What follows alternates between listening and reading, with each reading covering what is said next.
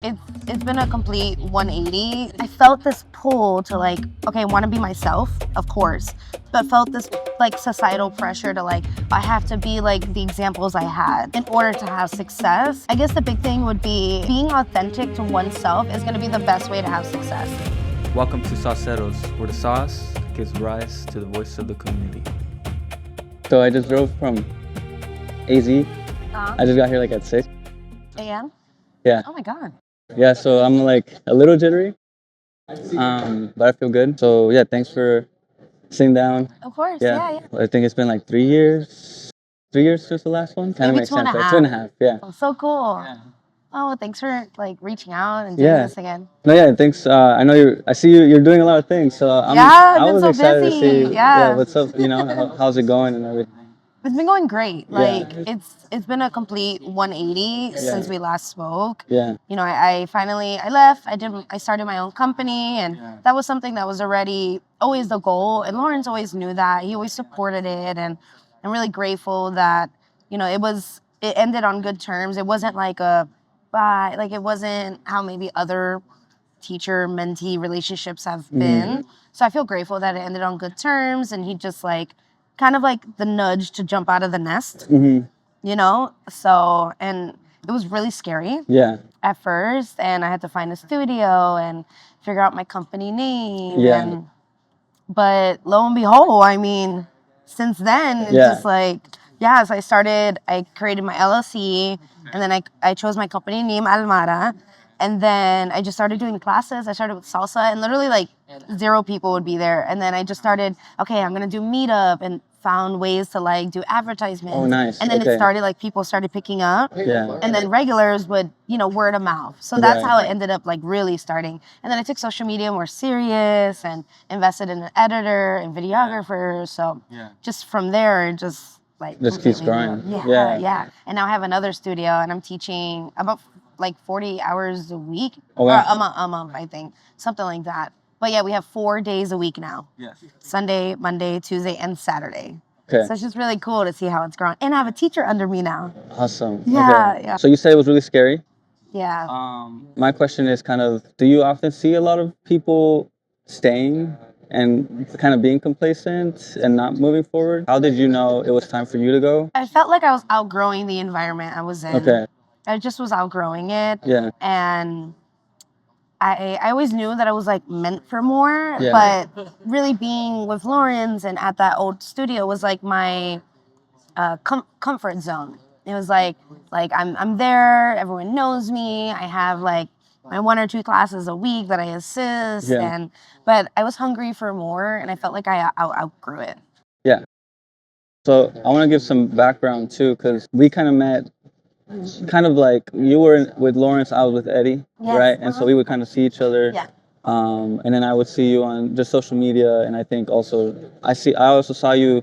I remember when you got Samuel Fun Flow in. Yeah. I remember I was like, there's no way Lawrence would have gone and would have reached out to Samuel. I feel like style. Yeah, it's just a completely different. Yeah, it's 2 different philosophies. And then when I saw you and you were the one that's kind of leading that. Yeah. I was like, okay, that makes sense. And so that's when I knew I was like, I got to talk to her. Yeah. I have to figure out kind of like what your approach is and what you saw there.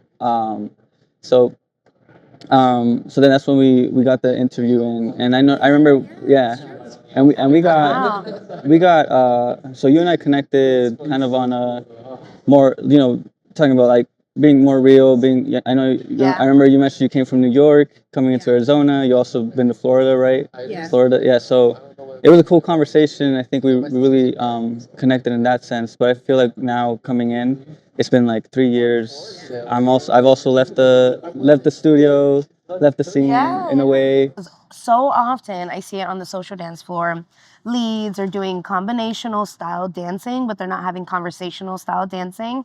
And that's so important. It's partner dancing. You're not dancing by yourself. You're dancing with another human being. Right. And I remind them a lot. It seems like, well, yeah, I know I'm dancing with another human being, but they're not acting like that. I'm like, so I remind my students, don't forget, you're dancing with a human. You're not dancing with like another body. Like a body. It's a human being that has feelings, emotions, different experiences, and So I talk about that a lot, and I feel responsible to continue to pour into that because I feel that I have a lot to say and teach when it comes to that. And like my students, like it's been really cool to just see like, because a part of me sometimes worries, oh, if I teach this, like people aren't going to be, interested, but there's going to be something for everyone. And ultimately, if you don't like the style that I teach my salsa and bachata classes, then you're not the type of student I want in the community anyway.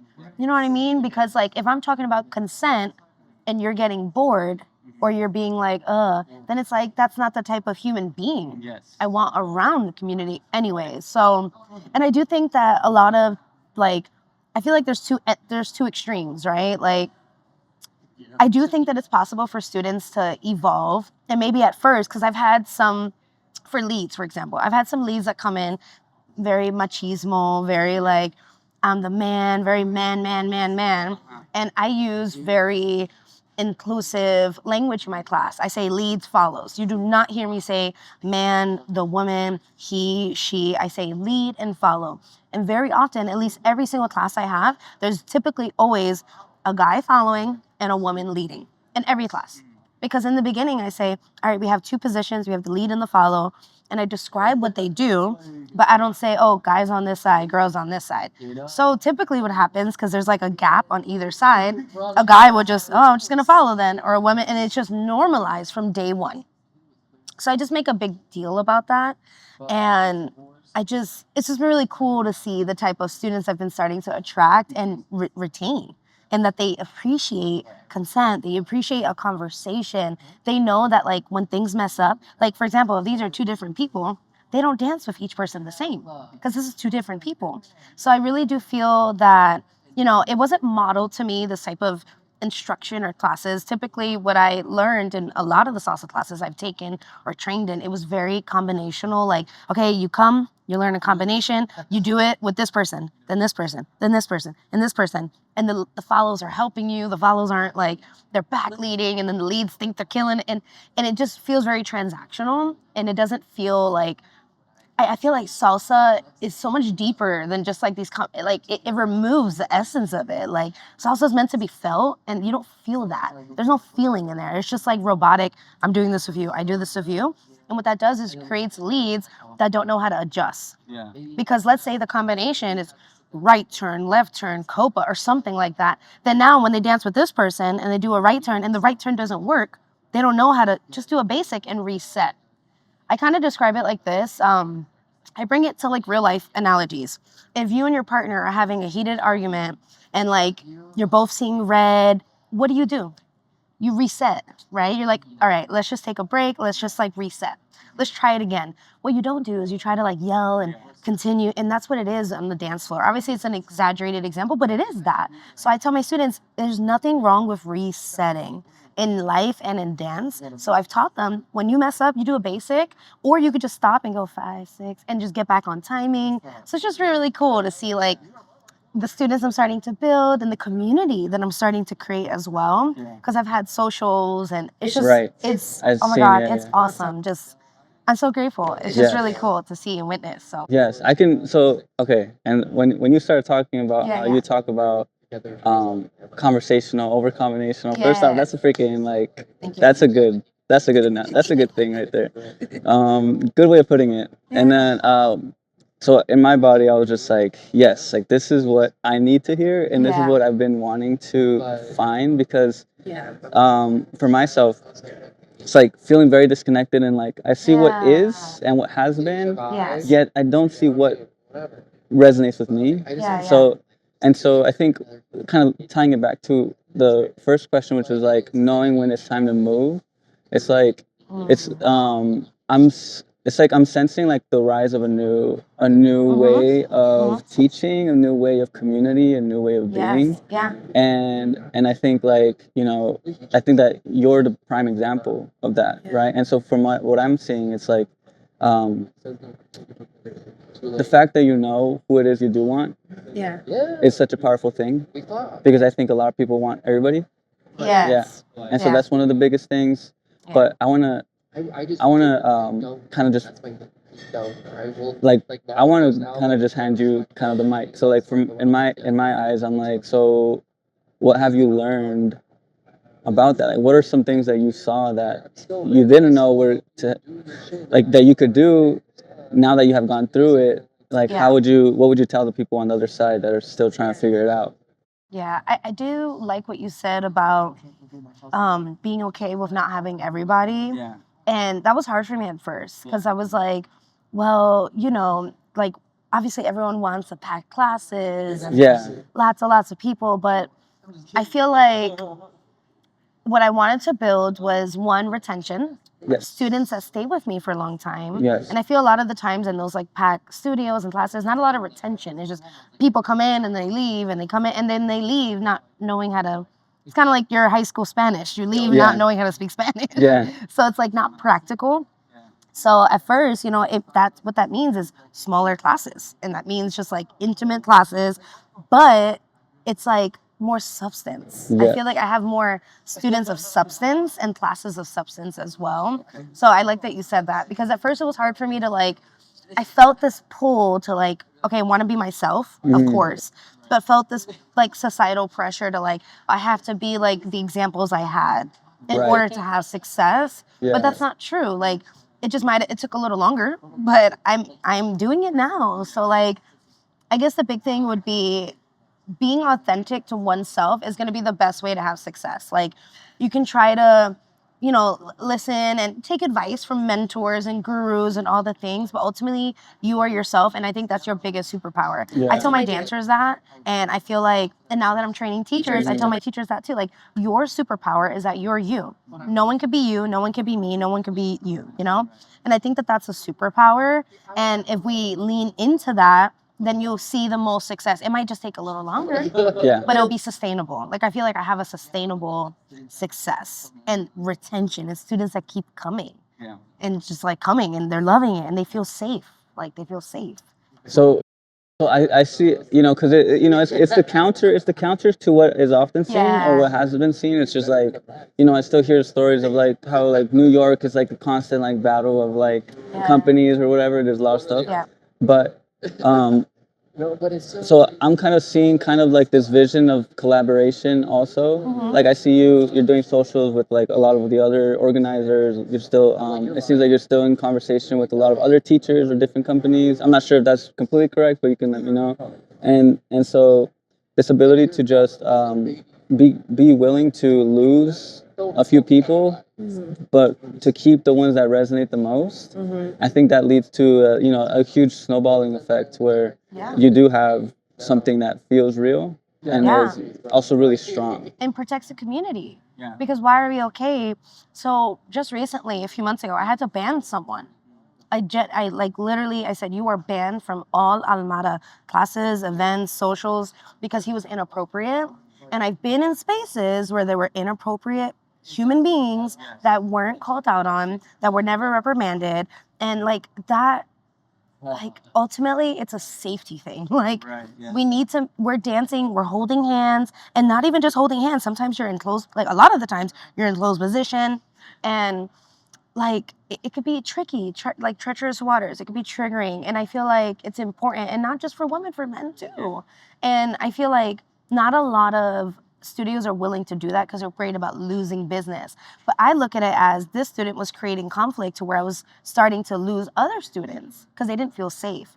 So it was the first time I had to ban someone because I've never seen a studio do that before. Like I've never seen that. I've seen bad people come in and they just keep staying, you know, and they never get addressed. They never even have a conversation with them. So that was hard. And, you know, I'm figuring out the things of like how to do what wasn't modeled to me. And it's a learning curve. But I think ultimately for me, it's just a community. Like the safety of the overall community, it starts with the teachers and it starts with the leaders because it all trickles down. So if there's something wrong with the community, we have to look at what's above it.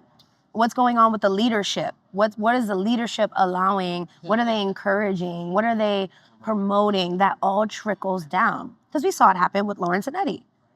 The conflict, it would bleed into the students, and now the students had and the like... students, it was just this weird thing where I don't even know and they don't even know what the hell... They're like, I don't know why, but I don't like you. Yeah, like, I don't know, And it's still to this Still a day, to this thing. day, like. No, it's still a thing. So like, I really do think a leader sets the tone, right? And the students look up to the teachers, not just for steps, but for philosophy, for their way of being, the way they carry themselves. So like, if you don't carry yourself in a way that you want to like create, like that's just like inauthentic. Like you have to be who you want to create. So I feel like that's a big thing about it. And I do think that the leaders need to all be on the same page. And I don't think that that's all the way clear here in Phoenix. But I do see on the upside, what I've been doing is I focus on like, because it was starting to drive myself crazy. Like, oh my God, I don't like this. This is unsafe. Because for me, it's the unsafety that like, ultimately you can use your genders and you could use whatever you want to do in your classes. That is what it is. For me, ultimately, it's safety. It's the unsafe leads on the floor that are yanking and pulling, the follows putting themselves in danger and the leads in danger by gripping and like, so it's just unsafe for both parties. And it would make me nervous to like want to encourage people to come to the scene because I knew what was waiting for them. I see. Yeah, You know? I remember you even mentioned how your boyfriend was still new. Yeah. When we first talked to you, and I was kind of thrown off because I was like, wait, what do you mean? Don't you want your boyfriend to come in or something? And now you're saying I'm like, that makes complete sense. It's a safety thing. It's literally a safety thing because all it takes sometimes is one bad experience for someone to never dance again, and that's heartbreaking. Imagine like I really believe everyone can dance, but again, we're sensitive beings. Like you go through an experience and it tells you, oh, this isn't for me. And now we could have lost someone that we could have like changed their life. Yes. And I think that's a duty That's of the teacher. main thing. Yeah. So, instead of focusing on what felt impossible, I was like, well, what I'm going to do is I'm going to make the change one person at a time and with my community. So that's what I've been doing, just building my students, pouring into them, teaching them the things that I wish were taught.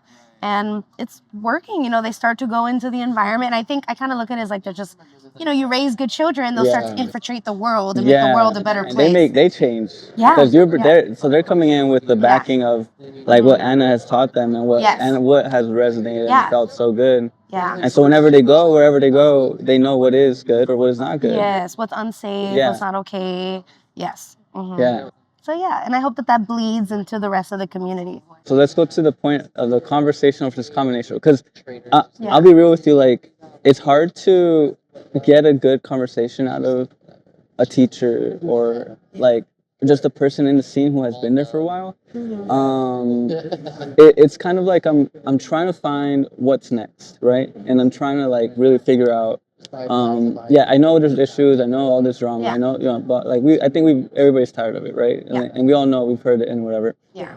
But I've always been like, all right, so what's next? Like, what are we gonna do? Who's the one that's actually living it rather than just saying it? Yeah. And at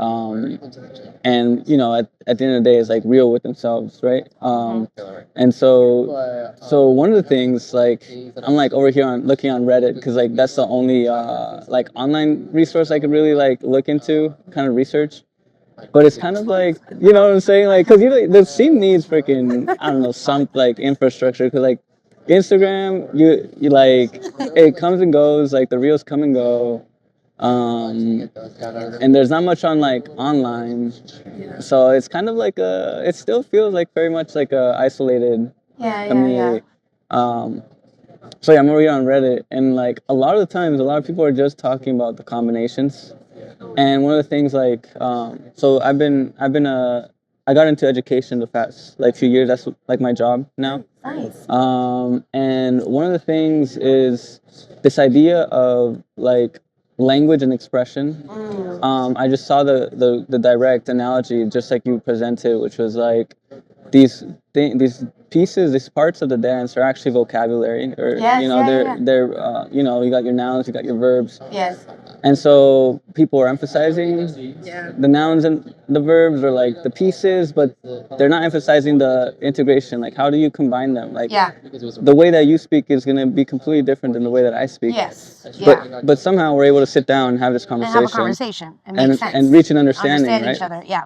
So, can we talk about kind of and also the fact that you recognize that, I already know that you're already like a step above, in terms of teaching. And so I want to know kind of what's your take on that. Like, do you see other teachers kind of bringing that in, or is there like a lot of light bulb moments for your students when you're teaching this stuff? Yes. And yeah, and like how can other teachers learn? Because that's the hardest part. A lot of people hear this but don't know how to implement, right? Yeah, I would say you have to be okay with going against the norm. Typically, you go to like think even like what are those called? Congresses. You have 1 hour, you jam pack everything, and it's typically, hey everyone, my name is. Okay, this is a combination. We got to jam pack it in, and you just rotate, rotate, rotate, rotate. What I found has helped, and I learned this first through private lessons. So through my private lessons with my students of leads, I would dance with them and I kept noting a disconnect. Like I would tell them these things, but then we would dance socially and they would just get so stuck on like, okay, or I'll just use letters, combination A, then combination B, then combination C. And I would just think like, what's happening? Because that's what I do too. Like I think about my private lessons, my group classes, and what is missing. What do my students need in order to like get over the hump that they're at? So I started playing with the idea of instead of it being like a traditional like class, I treat it more as like a workshop. It's still called a class, but I treat it like a workshop where we get to work through the things. It's not so like for example, even from day one, my structure is we get there, we always do shines first, meaning you're learning the basic by yourself. You learn whatever turn we're doing in the combination by yourself, and then we get together.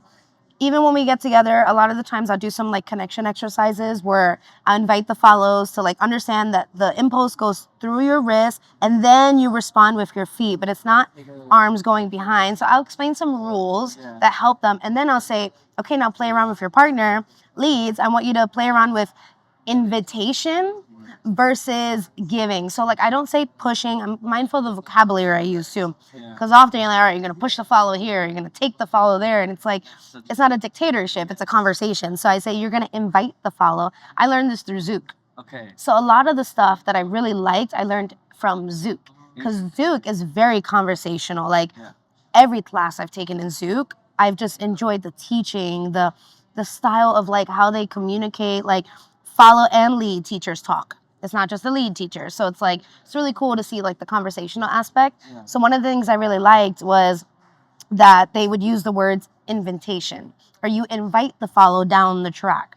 So that way the follows understand, oh, it's an invitation. I choose to accept the invitation. So I have them do an exercise where they just get partnered up and forget the basic, just leads, practice taking a few steps forward, maybe stopping, one step, two, and just like practicing like that connectional base before I throw a combination at them. Because then once you do combination, we're kind of just hardwired to like want to get things right. But then you lose the fact that like, even if I tell you it's a conversation, it's a conversation, it's a conversation, your first day, you just want to get things right, right? And I told them getting things right it's not a choreography. And I see it a lot with dancers that used to dance other styles and they come into it, especially like follows, and then they come in, they're like, okay, right turn. And then like sometimes they're not even looking. I'm like, no, it's a like, you're not, what's the word, anticipating. You are directly responding to what the lead is asking you.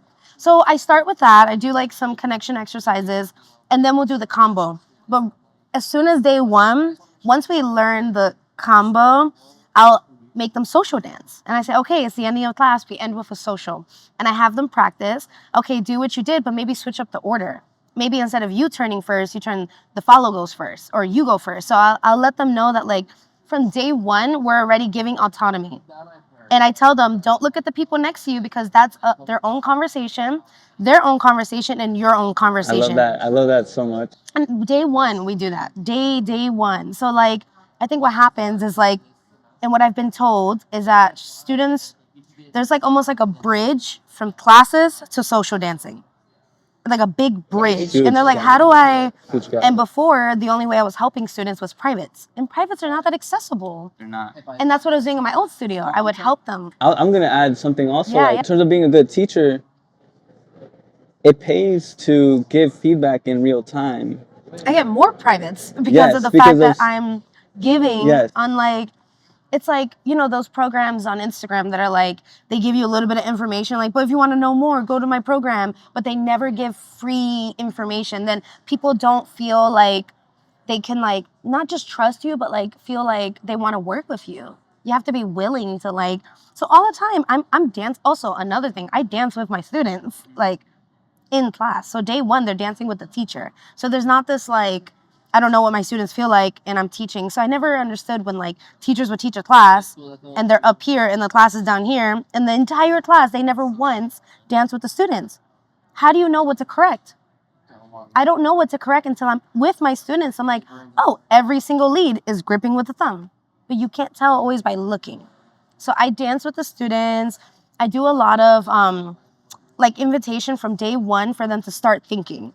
Because again, if you're learning in combination, it's not creating self-thinkers. It's just not. It's kind of like the school system. It's not meant to help you think on your own. So when you give and always give, but don't allow them to play, and I call it play a lot in class, like, all right, go play with each other. Like start playing with the combination. Then it tends to be a bigger bridge to social dancing. Because this classes, if you're doing it combinational, that's not social dancing. So why are we not combining the two? And I feel that that's how you bridge the gap is, yes, you'll learn combos. Because ultimately, I also describe it like this. Dancing salsa, what helps you is I use the analogy of the alphabet, kind of similar to what you use with word or nouns, verbs. And I say, we're learning A through Z. And eventually, maybe today, all you know is like A and B. And maybe the only words you write or say is ab and ba. Right. But that's what you know how to say. Or ah, boo. You know, like that's what you know. But the more classes you come, the more letters you get. And then now maybe you can use AC or BE. And you just start to like move it around. And then eventually you can use the dog went to the park. And you could have full conversations. Yeah. You know, but don't get stuck on the dog went to the park. Maybe the dog went home. Maybe the dog went to the mall. And like just understanding the important thing is the conversational aspect. But if you're only teaching that those strict words and the beginning word before it and the word after it, then people don't feel like, you know, it just doesn't give them the tools to succeed. And I see it all the time. All the time. I was literally that specific gap. It's like, yeah, there is no system right now that can address it. Yeah. There is no system because social media is also, the nature of it is so dispersed, right? Yeah. So like when you're even if there is somebody that's trying to bridge it, there's so much content and so much information that to be able to bridge it, like it's very difficult. Like the student is very much left out on his own to figure it out. That's what it feels like. That's what it feels like, right? Like go drown. Yeah. Figure it out. But you know what? I think there's a emphasis, and I feel like I'm gonna like say that I feel like I'm realizing how strongly I felt about like, because I'm realizing through my previous experiences like this awareness. Yeah. And so it might be true, it might not be true. I think I might be putting it in a certain way that's negative. So I was about to say that I think that it's because people prioritize the money, and the money is in the performance team, or the money is in the monthly subscription to doing, you know, something like that. Like you know, there is no money in social dancing. That's at least the idea. I think that's so. You want the flashy stuff. So, but honestly, now do I know whether that's a conscious decision or not? I don't. And probably a mixture. Yeah. Yeah. It could be conscious or unconscious. Yeah. And so, what I do want to say though for the student, right? It's like for the student though is that looking to social dance and improving your social dance has more to do with conversation, play, fun, release of expectation, than it does to do with like structured program or performances, etc. And so it's very difficult to distinguish between those different things in the beginning because everything is kind of botched a little bit, or it's actually, there's just no clear outline in the beginning, you know? And so, what are some ways that you think, I know you're already mentioning a few things, but in terms of a general like teacher to the students or teacher to teacher thing, what are some things that you're just seeing that teachers can do that would automatically just change the way that the community grows or behaves in terms of bridging that gap between the classroom and the social? I would say the biggest thing is getting away from combinational based classes and going towards conversational based classes. And is that maybe not the norm? Yeah, but why is it not the norm? What is salsa ultimately? It's partner social dancing. Like, and I say this in my classes, like from day one, and I talk about these things from day one, and continue to as they keep going. And I tell them, and I make a joke about it. I'm like, what are we doing this for after all? To social dance. And I told them from day one, like, you might not know what a social is, but eventually the point of learning this is so that you can put it into practice. Like, what else would you do it? Yeah, maybe the other thing is performance, but that's a whole other avenue. Right. That has nothing to do with social dancing. Like literally nothing to do with it. Are you gonna learn some combinations that some of them you could use social dancing, but it's a whole different muscle that you're working on. Performance muscle is 100% different than social muscle. And I do think for teachers that have teams, you have to distinguish, hey guys, this is the performance team. I don't want you to treat this as this is your social dance training. You have to get your social dance training outside of this. This is for performance. Because a lot of the times, like for example, an inside turn, typically the follow is going to be squared off to you at the end of it. But if we're performing to an audience, the follow is going to be opening this way. But that would be technically breaking their frame connection because they're not framed into you. So like, but then you learn that, and then now the follow thinks when they're social dancing, if the teacher doesn't make it clear, now they're social dancing and they're doing this, and they're missing any signal that might be happening here. I see. So just like one example, but I do think two things. Yeah. Treating class as starting to move from combinational and not always giving the students what you think they want, because then you're kind of feeding like into what's hurting them. They don't know better. Students don't know better. They come in and yeah, do they have some selfish desires because of what they see on social media? Oh, I want to learn those cool stuff. And I've had leads that try to do privates with me and they're like, they send me an Instagram video like, oh, can I do this? I'm like, I'm gonna be honest, you're not there yet. Yeah. You're not there yet. I could teach you it. And I've told multiple leads this. I go, I can teach you it, but it's not going to be one doable on the social dance floor because you're just not at that level yet. And it's unsafe. And it goes against what I believe in. So I'm like, if you want to, and typically they don't do it because they're like, and what they'll do instead is I go, just trust me. Let's do a private lesson. I'm going to check where you're at because they want to do a private anyway. Yeah. Because they reach out to me for the intent of doing a private before this particular move that looks cool. I go, if you trust me, I can work with you and we'll do it different. And I'll say the social dance. I start every private like that. Let me see where you're at.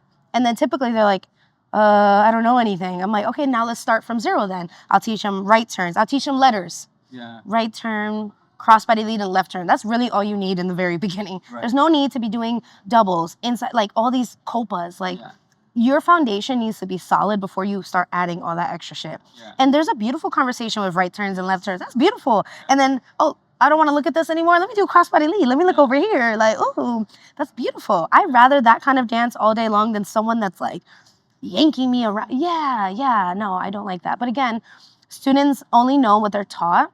They come in not knowing better. They're like babies. They're impressionable. So I do think teachers, we have to be okay with like keeping their best interests in mind and shifting from combinational. Even if we think that's what they want, they don't know what they want or need. That's why they're coming to us, the teacher, because they need to be guided in the right direction.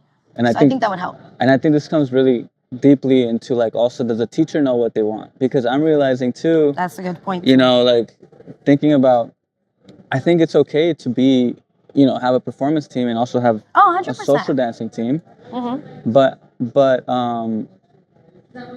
how are you aware of how much attention you can give to the individual, given the fact that you have these two teams and so, you know, being, you know, do you want to compete?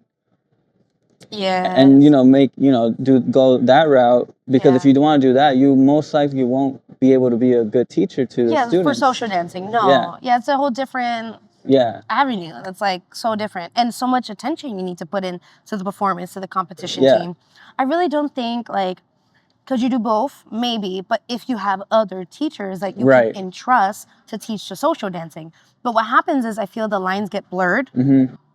And then now it's like you're so used to working with the performance team that now you're instructing the social dancing students that are just coming in. They don't know better. Again, they're impressionable. Yeah. They're coming in as sponges. So they're going to absorb what you give them. Yeah. So again, it goes back to the thing. Students are a reflection of their leaders. Like, if someone comes in already like a shitty person, then like, that's not the teacher's fault. But like, it is the teacher's responsibility. I think we have a big responsibility as instructors to shape them. And if they're really a danger, to ban them. Like, if it gets to that point where they're making people feel unsafe, they're hurting people, like, that is a conversation that needs to be had. Conversation, yes. Yes. So, yeah, I do think that teachers can benefit from getting clear on what they want and not having all these, like, and I get it, money-wise, there's a lot of money in teams. I get it. I mean, I get it. But, like, and that's why I haven't done teams yet, because I thought about it, and I'm like, I don't want to shift my focus from, I'm loving what I'm doing right now. I'm loving the social dancing. Like, again, I talk about this from day one with my students. Like, we are social dancing, and they social dance on the first class. Right. And I typically don't see that. And when I do see it in classes, they social dance, but they're just practicing the combo they did. Yes. And they're just doing it to a song. That's not social dancing. Doing a combination is not social dancing. It just isn't. Yes. The social dancing is adjusting to the person you're with, connecting with them, and seeing what kind of conversation can I have with this person. Okay. So one thing that I feel like there's so much that is yet to be said. Yeah. In terms of that. Like, wow, like we just opened a huge, like, yeah, you know, like Pandora's box on like, you know, conversational versus combinational. If you can give some like quick examples of like what are some what's the vocabulary that people often just don't have, even though, you know, maybe they have experience. Yes. But like maybe you have experience, but you know, maybe you see somebody, you give them feedback, and you're realizing like, oh, this is a trend that keeps happening. They don't have this vocabulary. Yes. Yeah. The first word that comes to mind is adaptability. They're not taught it. It's not being explained. And I use the word adaptability because adaptability is the ability to like adapt to new environments or changes, new stimuli. And I think when you dance with people, I can dance with 5 different people and every single dance should be different because I'm going based on the person that I'm dancing with, the song that we're dancing to, and how this person is feeling. If they're low energy, I'm not going to be like, well, fuck that. And just like, so I think that, again, in classes, you can learn what you learn, but you have to be willing to adapt. And at a moment's notice, as the lead, it's your responsibility to be able to be like, okay, I know that in my head I want to do this next, because you have to be a few steps ahead, right? But you can only be so many steps ahead so that you can be adaptable. Because if you're thinking 10 moves ahead, what if the second move doesn't work? How are you going to... But some leads think about it like, oh, I need to finish the 10 moves so I can impress my follow. It's not impressive. So I do think adaptability is one of the main words that come to me that it's not being taught, and a lot of leads lack it. It's just adaptability, adapting on a dime's notice and practicing that. It's a muscle that needs to be practiced. It just is. It's not something you become because I tell you, be adaptable. Well, how? In practice. And what does that mean? Social dancing, taking classes that prioritize social dancing and like that or help you. Private. Or privates. But I always tell privates are an investment. They're a luxury. And it's a lot. So I tell you go to class because and I think every company focuses on different stuff, right? Right. Some companies is their performance. That's their thing. And they're great at it. And that's awesome. Mm-hmm. Some companies are competition. They're great at it. And then some focus on social dancing. And like sometimes you see some that do all 3, but they have a big team of teachers, you know? Yes, that's the thing. And I'm realizing right now also like the importance of being, like I said, like being clear about what you want, because at the end of the day, the students don't know where they're landing. And so if you tell them right off the bat, like, hey, we are a performance team and we really take this seriously. If you guys want to learn social dancing, I'd recommend go to this person. Yeah, unfortunately, people don't do that though. Okay. Yeah, I think that another thing that the community lacks is collaboration. Okay. And I think we see that people are collaborating, but what happens is, you know, birds of a flock tend to flock together. And I think that the issue is, you know, there's collaboration, but it's a collaboration of the same outdated ideas and ways of teaching versus collaborations that can encourage new ways of thinking, or like new ways of like doing things that are a little different, I do think that the same people tend to collaborate with each other. So it gives this illusion that there's collaboration. But I don't feel that there's as much collaboration as there should be. That's interesting. Or collaboration that at least challenges. People tend to, no matter what it is, dancing, life, work, relationships, they tend to go to their comfort zone. Yeah. So I notice that the collaborations I see are typically teachers that all have the same philosophy. I think, you know what I'm thinking about? I'm thinking about an ecosystem. Mm-hmm. I don't think people are aware that there is an ecosystem. Yeah. And I think you gain more in directing the students. Yeah. Because if you help him, let's say it's not for you, he's not ready for performance, and so it's beneficial for them to know that they're not for you in the moment. That doesn't mean that they're not going to be for you in the future, right? Mm-hmm. And the fact that you're able to be clear and you're able to direct them to somebody that can give them what they need, they then get what they need and they grow, and now they can go to wherever they want, right? Yeah. And so I think there is an ecosystem, and I think a lot of people, because of the outdated way, I think the outdated, if I had to define it, it would just be like, kind of like this way of doing business, which is like, winner take all, right? Yeah. And so, but we're realizing here, what we're talking about is that that's actually inefficient. Yes. Yeah. It's actually inefficient because when you think about the individual that's coming to see you, that you're serving, that can lead to the growth of the ecosystem itself, which promotes the scene as a whole, which you win at the end of the day because everybody's growing, people are interacting, and word of mouth just happens, so what do you think about that? About what in particular? In terms of just like, do people recognize there's an ecosystem? And if they don't, then like, what defines the ecosystem of the social dancing community? Mm-hmm. Like the overall, like all teachers included, all schools included. Well, because you know what, to get a little clearer, it's like you mentioned collaboration, so I like the fact that you mentioned it, because what is collaboration, right? Mm-hmm. So to you, like, what do you? Because, for example, you mentioned, like, I see people on the same flyer, but do I know that they're working together, conversating about how to grow the community? Yeah, no, they're just on flyers to say, this is an event we're throwing together. But I don't think that I think this is collaboration. Yeah. Having conversations, talking about things, like, trying to reach, like, or learn from each other. Mm-hmm. I think that there's always something to learn from people. And I think that collaboration is going into whether it's a class, a relationship, a conversation, open and willing to learn something new and like see the other person. I don't think that happens a lot in like the collaborations that are happening here in Phoenix. It just feels like it's just faces on a flyer. That's interesting. And I know for a fact those people are not having conversations with each other. They're not saying, how can we better the community? Those conversations are not being had in this community. There's it's just, honestly, it feels like, how can we make more money? Right. And I get that. Which makes sense. It's a business. You gotta and I constantly feel torn of like, because I'm running a business. Right. I have LLC, working towards my own studio. And I have to think about these things. But what I don't want to lose is the integrity and the authenticity. Like, money will come. I've seen more money come in my business the more I'm myself, the more I stick to my values. And like, are there studios where there's more students and maybe but like, is that substance? Mm-hmm. That's not something I could live with myself. Like, I feel like making a genuine difference in the community is what matters most. Yes. And I just think that some teachers, they don't care about really making a difference. It's just, I want to teach and grow classes. So I think that it's hard unless you get to sit them down and have a conversation about it. Like, where are you at? What do you want to do? What is your why? That makes a lot of sense. I think that really opened up my eyes, because I'm also in San Diego, right? And I don't really go out much. I am seeing, like, shout out to El Flow, because I see them kind of, when you go, you know what kind of environment you're in. You feel that. Yeah. Right?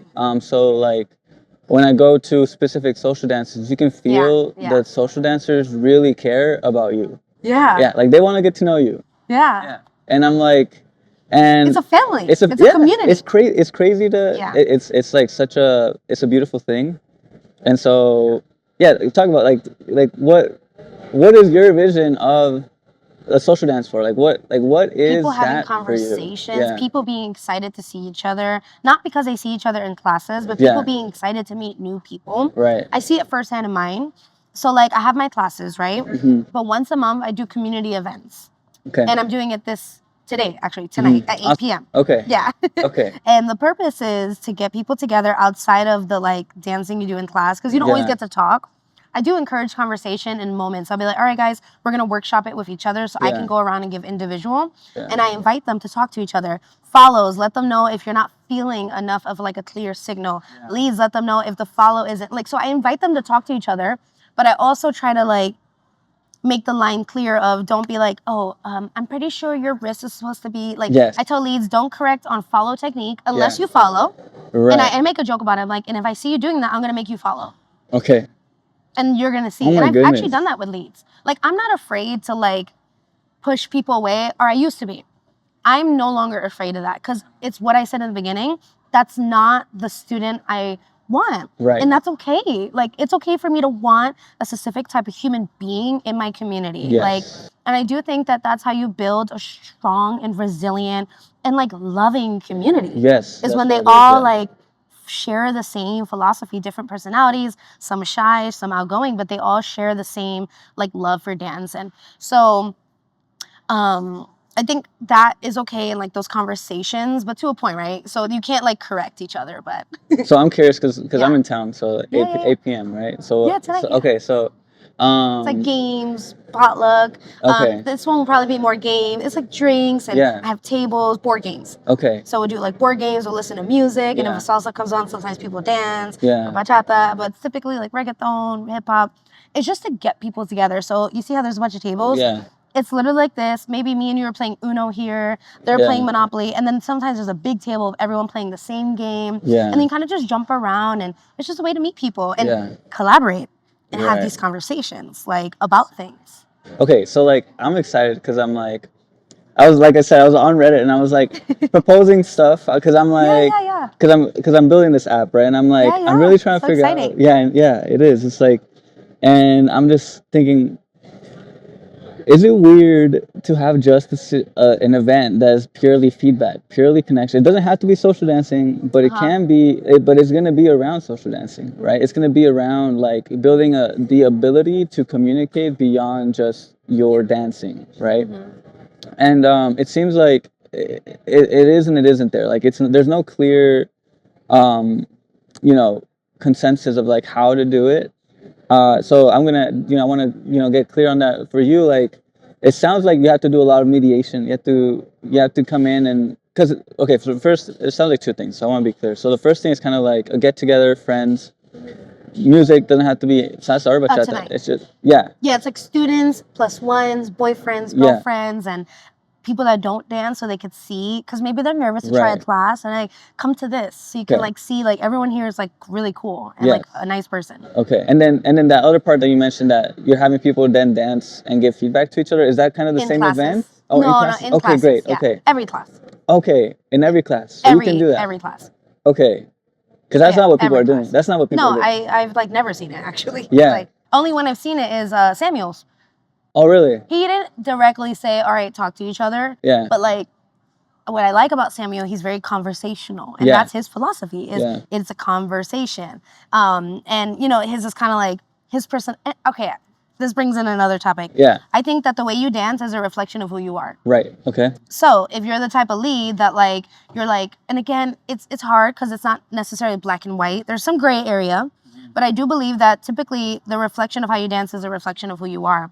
So if you're a lead that doesn't read social cues, like when the follow is like looking uncomfortable, that's the same kind of person that like when a girl is saying no, they override that and they take advantage of them. I really do believe it's a reflection of who they are.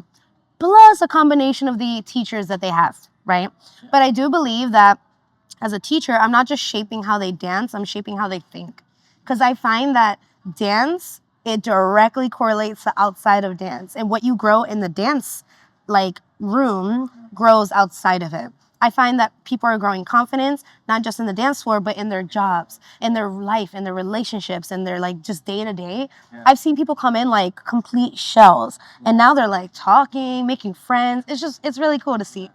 Okay, that's actually really helpful because I thought what I thought I heard was that you have this community event and it's like for people to come in and give feedback to each other, but it's two different things. So it's like you have a The community community event is like for just friends, community, fun, connect, games, connect okay, outside of and be dancing. humans, right? Just be humans Yes, talk to outside each of other, dance, get to know right? each other. Yeah. Like, what's your name? And like, we're deeper than that. What do you do for work? And I mean, like, yeah, and like that's what we kind of Yeah. used to have in my previous team, right?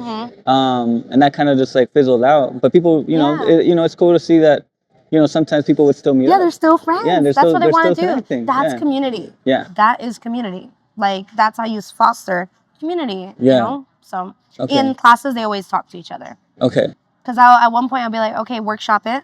And then they'll all, as I walk around, I'm like, okay, can you guys do it? And I help them out. I'll say, hey, can I jump in the follow? And I'll jump in as a follow. I'm like, oh, I don't feel a clear signal. Or I'll jump in as a lead with the follow. And that's another thing. Teachers need to be leading and following and doing both in front of their students. So that, one, it's normalized because it should be normalized. And two, you get to feel both. And a lot of the times, it's typically lead. So. Yes. Okay, it's like I'm discovering this like you're on the edge of something really new. Yeah. It seems like, and it sounds like, because I haven't seen that.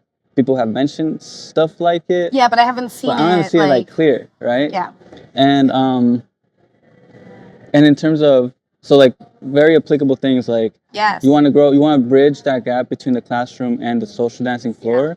You can do it by creating community events. Yeah. You can do it by giving feedback real time. And this is not easy because it requires the leader to create a nurturing environment where people feel safe enough to receive and give. Yes. So receive and give that feedback. Yeah. And so. And I invite them to have autonomy early. Yeah. Early. I'm already inviting them to social dance. I think it happens, the bridge is because teachers like, go social dance. And then students go and they're like, oh, bet, I'm going to do what I learned today. But what you learned today is like the tip of the iceberg. Yeah. The iceberg is like adaptation, listening, leads need to follow. Because really, you're also a follower in the sense that you're following. Yes, you are following your partner in the music, your partner, who you're dancing. And also spatial awareness. Like, there's a lot that comes into play. I also do, again, I try to think, the main driving factor for me is how do I bridge this gap? So everything I do is guided and like with that in mind. So when I have them social dance, I actually lessen the amount of space they have. So I cut the studio in half and I make them all. So like that. Let's say this is the whole studio. I'll cut off like this much. Yeah. And I say, okay, now instead of this beautiful straight line we had when we learned the combination, now what we're gonna do is you're gonna scatter around, but I invite them still either face this way, up and down, or this way. Because diagonally can be hard to understand, like the tracks. Yeah. So I say, in general, you have a room, think about the like 180 direction. So if you're facing this way, you're gonna face the complete opposite and try not to do diagonals. So now I have students, one's here, and they're all scattered around. And it's not as easy to look at the person right next to you and be like, wait, what are they doing? And I always tell them, if I see leads doing this, I'm like, absolutely not. Look at your partner. Absolutely not. It's like would you look away when somebody's talking to you? Right. That is such a good thing. Yeah. So like that's another thing. It's just I think you have to, again, the classes need to be geared for social dancing because that's what we're doing. Like that's what you're doing unless you're saying otherwise. And the thing is, most beginner salsa classes, and again, it's just the teacher needing to be intentional about how they run things and knowing that you're not building performers, you're building social dancing. That's it. You have your competitors, performers, social dancers. And typically these are two things that like people sign up for. They sign up to be a part of a team. They sign up to compete. And typically they're not competing in their first day. Yeah. No, it's like these are advanced dancers that are like, okay, I'm ready for that next step. So most people come in as just wanting to learn something new. Mm-hmm. So it's your job to guide them. They don't know better. Yeah. They don't know better. So what I would just ask would be like, what else are you doing that's just weird? Like would be weird in the normal way, right? Like, yeah. Because honestly, what you're doing it's almost like alien to what I have seen. And like, okay, and I was gonna ask you this question. Do you go to congresses anymore? Like, is that still something that? I haven't because of my business. Okay. Because I need to be here to continuously build Okay. and pour into the community. So Yeah. I just haven't been able to. But I sent my teacher to one in LA. Okay. So I invested for her to get bachata certification training by Alex and Desiree. Oh, nice. Yeah, so she just did that recently. Oh, that's awesome. Yeah. Okay. So you invested in her. Yeah. As a teacher, like, yeah, she's representing me, my dance company, and she is now also responsible for my students. So that's important for me. Like, and I have conversations with her. We do mentor, like, this is like our philosophy, and always reminding of that, and like the intention behind the classes. That blows my mind. That like for me, I'm like, no, there's no way. Like, but yeah, like people, like corporate jobs invest in their workers because they want them to come back and do good. That's normal, but for some reason in the dance world, it's like anybody could teach, and just go teach a class. But again, it shows that the leader is not necessarily being intentional in general. Yeah. Well, you know what? It's because I think it just completely overrides what I have seen, which is like you don't get paid.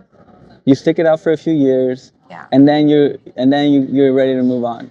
Yeah. And that's what I've seen like through like everywhere. And so like you have to prove yourself as a student that you want to be the next level. Yeah. Versus what you're talking about is like, well, to you, what does it take for somebody to like get that kind of, I guess, attention? Is that even the correct thing? Like for someone to want to teach? So like, so for somebody to want to teach under you, So I have a process. So I would say the first thing is I need to know that when they're willing to invest their time and their money into the company. Like if there's someone that just messaged me like, oh, I like what you're doing on social media, I want to teach under you, I would not be like, oh yeah, come, I'll have you teach.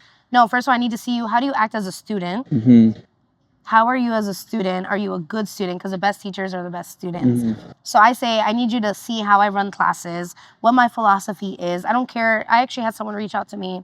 She's been teaching for like 15 years, and she was interested in collaborating with me and doing classes because she's traveling to Arizona. And I told her, I was like, well, we need to have a conversation because I don't just let anyone teach under my brand. It's different if you're doing like a pop-up, then maybe I'd be willing, but I would still need to sit down and have a conversation with you. Like, I don't just let anyone... I don't just collaborate with anyone. We have to have a shared philosophy. So like, there's been opportunities to collaborate with people, but I don't follow their same philosophy. I don't like how they run things, and I think they promote unsafe ways of dancing or teaching. So I don't collaborate with them. So if I collaborate with someone, it's because we believe in the same things, and ultimately our hearts are in the same place. So that's what it takes for me to collaborate. So I would start with like, be a student first, but not for like 3 years unpaid and no, it's just like a few months. Let me see that you're consistent. If they're a brand new dancer, I would say, okay, you gotta like, it takes years to like, first of all, you need years before you start thinking about teaching. Like you have to have, so if it's someone that has dance experience, they want to teach one day. So it's a little different. And that's the thing. I think the difference is the process is not a cookie cutter. It's dependent on the person. And then after that, we would just have a conversation of like, what's their why? Why do they want to teach? Is it a money thing? Because if so, that's not going to be sustainable. You have to have a passion for it and like an actual desire to make a difference in the community. And Sarita had that, the teacher under me. So that's why I wanted to work with her. She reached out to me and she was like, before I moved out here, I was looking at all the options and I felt like I resonated the most with what you have going. And she said, I want to help you out. Maybe I could start with just like, helping with classes and sign-ins and stuff like that. And that's how it started. And now here we are. She's teaching under my brand. So it's just really cool. And I invest in her training. I mentor her when it comes to social media, when it comes to relations, when it comes to all the things that I've learned. So oh my God. I feel like, honestly, I think that's like a reality. For me, it's like it breaks my reality of because of what I've seen. I just have to acknowledge that because in my head I'm just like all the great talent, all the great students / directors and like from everywhere that I've seen. There's just like there's always this weird relationship with the leader. Right? It's like, and what you're saying is like I just want, it's like a conversation. It's getting to know the person. It's being vulnerable enough to like give them the time and you say what you think. And and yeah, and then like it just it pans out because you guys are, you know, in the same place and like Yes. heart and mind, right? Yes, You know? yeah. Yeah. I like what you said about the difference you see in like leaders and their teachers under them. Yeah. And I think it's because they are not leaders. So I did a lot of studying on leadership and like the five levels of leadership. And like there's leadership that's based on title. Right. And I follow this person because they're my manager. So I have no choice but to follow them. Or I'm afraid of this person. So I follow them. And we've seen that very often. So people following out of fear, following out of like obligation, are following because you feel like you owe them something. Because of this type of like, really for what it is, abusive relationship that a lot of teachers have with their like subordinates. Because that's how they look at it, as like subordinate type leading. And I don't think that that's leadership. Leadership is like, this is where I'm at. I want to take you there and even pass me if you can. Yeah. And that is hard. We're human. It's hard to like want someone and be okay with someone surpassing you. Yeah. But that's a true mentor, is being able to teach someone what you know and not being worried and that they might surpass you one day. And I think that that is like, it's a hard thing to do. I'm also working on that because it's the first time I have a teacher under me. Yeah. And those feelings come up and I'm like, oh my God, what if this, what if that? And I'm like, but ultimately, no, I should teach with what I know because this person is investing into me. And so I invest into her and it always is going to pay itself. Yes. Yeah. Always. Yeah. I say this with my students. It's reciprocal. Yes. I help you, you help me. And ultimately, even if she does end up going out and doing her own thing, she will always have positive things to say about me. Whereas with a lot of other things that we see in this community, there's like this weird, like, it's just weird. It doesn't have to, there's millions of people in Phoenix. And you think that like you need to keep everyone? Yeah. Like there's a million people just here. So I don't see the need to be so like, oh, this person and territorial about it. Yeah, and I do think that that's how you change the community, is creating more thought leaders, like people that think that are teaching the right things. Yeah. I think, and that's kind of what I've seen too, in like being, because I coach kids who have learning disabilities, and so like seeing how teachers treat them and see them, like I see it, I'm like, oh my God, like it's everywhere, you know, like it is everywhere. And it's just a disconnect of like understanding, like sometimes people just don't have the time to listen, right? So I'm gonna say, I was gonna ask, you know, I think we can wrap it up soon. I want so Almara Dance, right? So can you talk about what your company is and kind of like where you're at, and then how you see it, you know, what you see it becoming in the future? Yeah. So Almara Dance Company, it's a play on the word alma, which means soul in Spanish. So when I was deciding my dance company, the biggest thing for me is like, I always believe that dance is more than just steps, as like cliche as it sounds. So I wanted something that like embodied that dance is much deeper than that. So I was thinking of the words and I was like, I do like the word soul because it starts with A, my name's A. And so Almara was born. And I love it because it still plays to the roots of me being Latina, so a Latina-owned business, and that I started teaching salsa. So I really wanted to keep a name that I could grow with. Because at first I was going to do like salsa with Anna or like something like that, like salsa rhythm or something like that. But I always knew that eventually I wanted a ever-growing company, like a dance company that no matter the teacher or no matter the class, the style, you would go, you would feel empowered, you'd be safe, and you'd be like just feeling like you could do it. And that's a big thing. I have it in my Instagram. Like, our mission is to help you feel like you can do it, like that you can dance, because you can. So that's how Almara was born. And it grew from salsa to now heels, and then now also bachata. And I want to continue growing it. Eventually, I want ballet teachers. I want hip hop. I want like all the different styles. But the idea is that no matter what, you go to Almara class and you're going to feel the same like safety, empowerment, and like education and instruction. So like I try to do educational and instruction of quality instruction, but still having a good ass time, because 98% of the students are not trying to go pro. Yeah. They just want to like learn something new. They want to lose weight, make a friend, maybe meet their future husband or wife, and just like try something different or get out of their office job because all they do is work from home and they want to stretch their feet, you know? So that's kind of how that was born and what that's growing into. I do see myself having my own space. I'm in the process of working on that now. So I see a lot of great things for it, and I see it as like a safe haven for students, but also community. Like that's a big thing for me, is creating the things I wish I had. So yeah. Okay. And then just one question. I'm curious. So I had this idea of giving feedback to students like through the app, right?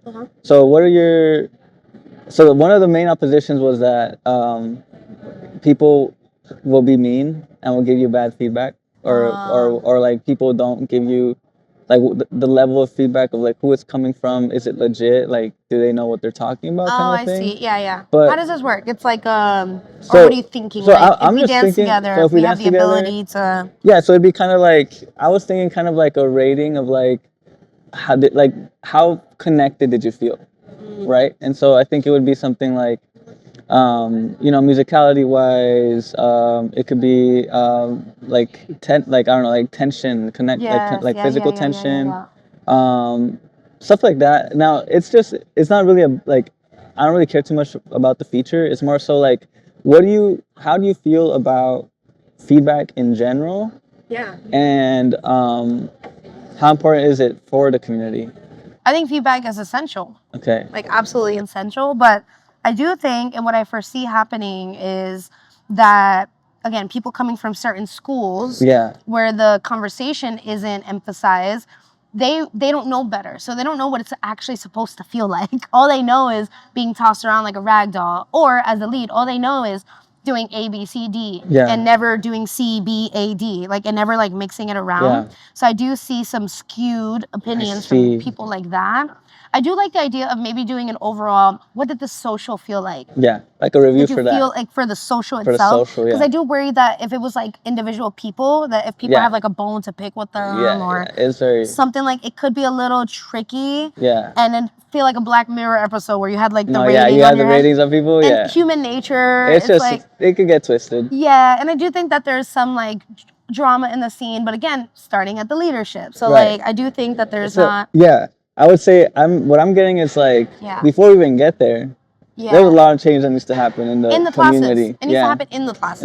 In the classes. So I think teachers encouraging more student conversation is important, and even if that's all you do, because there's a lot of stuff I do that's different in the sense of like we start solo work first, and then we have the conversation about like connection and how to understand that in the conversation, and then I give them autonomy and the social. So like these are a lot of things that people would have to change. But I would say one thing that they could do that would instantly make things better is invite, number one, two things.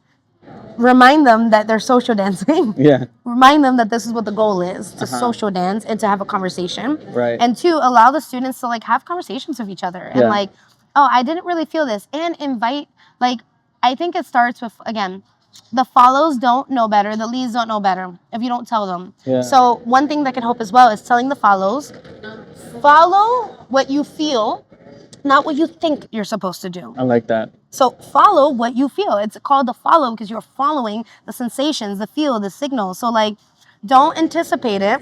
Follow what you feel. Because a lot of the times leads, your first day, what do? They pick up the hand like this. And then the follow turns themselves. Yeah. So I say follows and I show a real life example. I get with Sarita. I'm like, if I do this, and Sarita, she's so good. Like, I do this and she'll keep doing the basic. And I said, this is what a trained follow is going to do. Yeah. Now, if the trained follow is in a school where they're not teaching that, then are they really a trained follow after? It kind of brings up that conversation. So I tell them, or again, day one, you have to actually create the cue. You cannot just lift the hand. So what does that mean on both parts? Because it takes two to tango.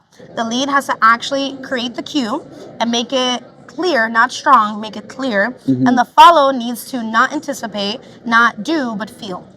That's a big one. Yeah. Okay. Any last things you want to share? I would say cross-training. Like, trying all the different schools. Yeah. Because again, if you only do one, then you don't know what is actually what's best for you. Yeah. So I do think, and again, it goes back to like the leadership. There's not a lot of like conversation or encouragement to take other classes. It's very like, you're mine and you stay with me. Yeah. So I do think if students felt more empowered to try other schools, they would see like, oh, this is what's actually a better fit for me, or this is a better fit for me. And if that's your fit, then that's okay. Yeah. Because my fit is social dancers. That's what I work on. We don't do performance. We're not doing this. Like the idea, and we will have performance one day, but there will be a distinction. Yeah. This is performance. You guys are not fucking doing this on the social dance floor.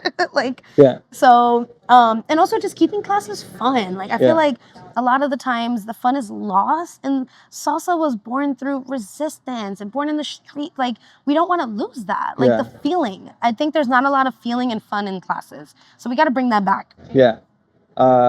And so we did talk about collaboration. I just want to say, like, what is the vision of, like, how is collaboration? I know we kind of mentioned, I feel like I want to get clear on kind of like how, instead of faces on a flyer. Yes. And I know this is actually really new. I feel like collaborating with people, or like, but how do you envision like people collaborating? Like, what's that look like to you? Or like, what would be the ideal of that?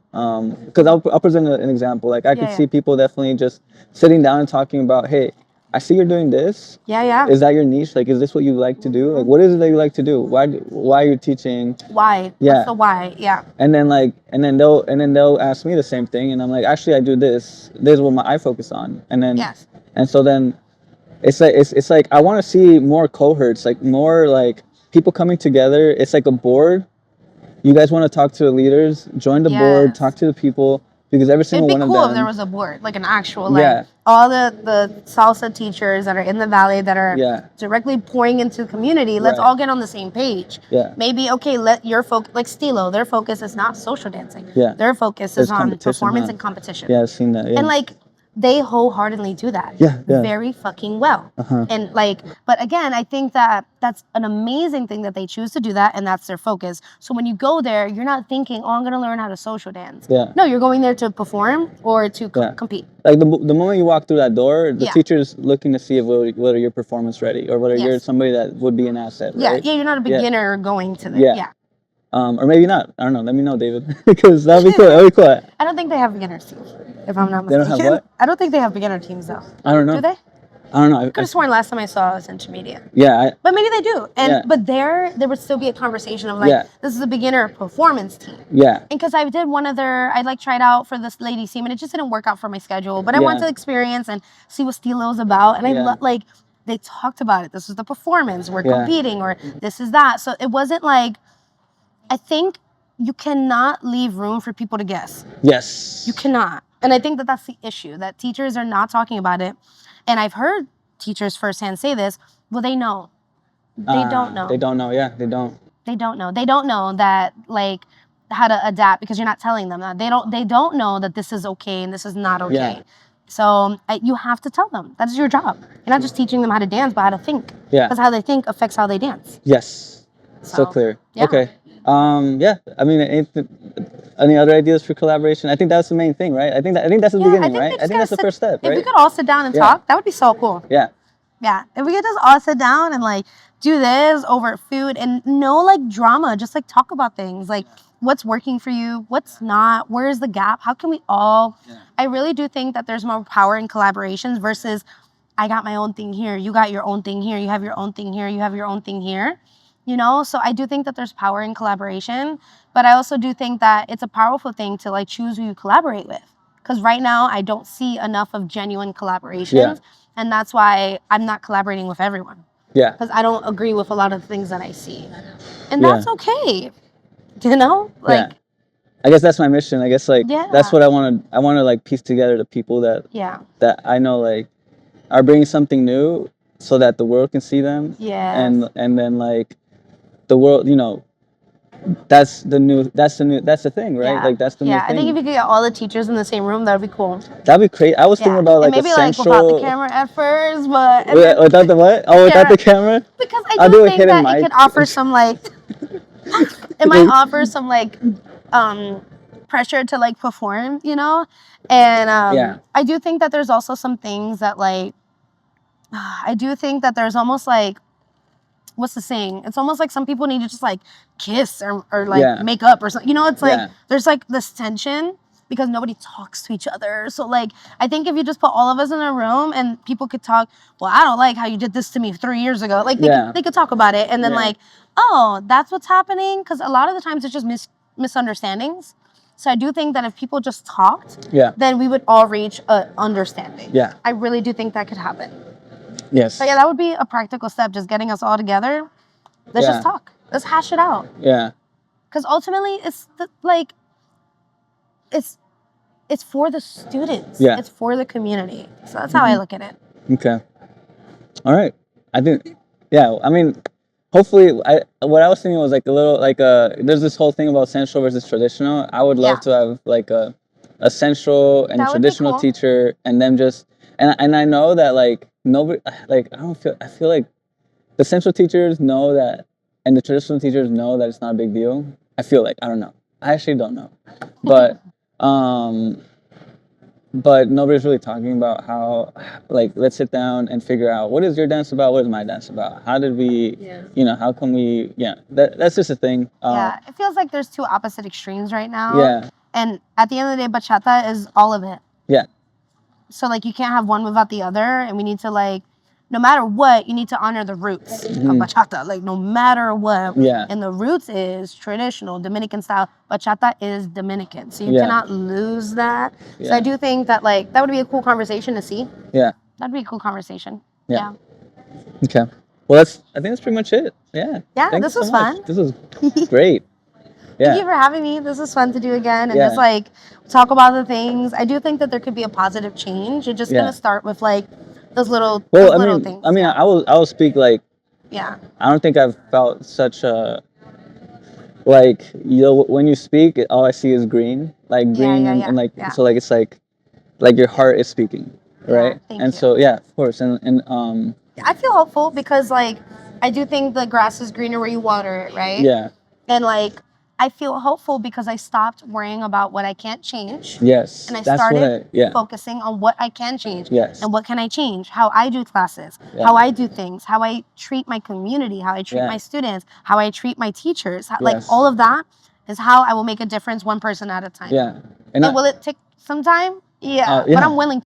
Yeah. But the thing is, it's like like, I salute you. I like acknowledge the fact that you are walking in the unknown. Yeah. That nobody's doing it, So I just, for me, I'm kind of like, damn, like, I feel really good about this conversation. Yeah. Because now I know I can go to other people and I'm gonna have conversations about, I'm gonna talk to the teachers. I'm gonna be like, look, I just talked to Anna and Fina, and she's doing this stuff, and check her out, like she's, and that's the thing, like, and so that's carrying the message, sending it forward. Yeah. That's how you make change. It's just talking about it. Yeah. Because if you don't talk, then you feel like unheard or alone or, oh, this can work. Yeah. But that's it, guys. Thank you so much. Thank you. Thank you for having me. This is so fun. Yes. Thank you, Anna.